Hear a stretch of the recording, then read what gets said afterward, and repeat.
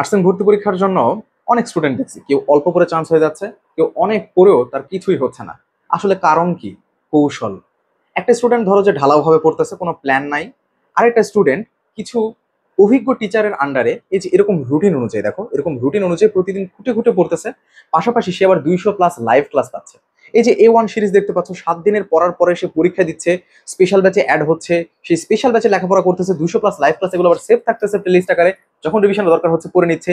এরকম বই কোর্সে ভর্তি হলে ফ্রি পেয়ে যাচ্ছে। হ্যাঁ, তার সাথে আরেকটা মিনি বুক পেয়ে যাচ্ছে, সেটা হচ্ছে বিগত 10 বছর নার্সিং ভর্তি পরীক্ষার প্রশ্ন সমৃদ্ধ।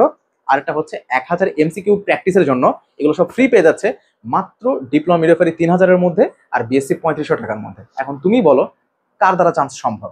এত গোছালো আকারে পড়া, নাকি যে ঢালাভাবে পড়ছে তাদের জন্য?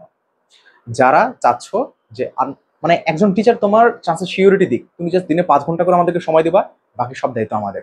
স্ক্রিনে দেখানো নাম্বারে যোগাযোগ করে পেইড ব্যাচে ভর্তি হয়ে নাও, আশা করি ভালো কিছু হবে। হোয়াটসঅ্যাপে যোগাযোগ করো অথবা কলে যোগাযোগ করো, দায়িত্ব থাকবে আমাদের। ধন্যবাদ।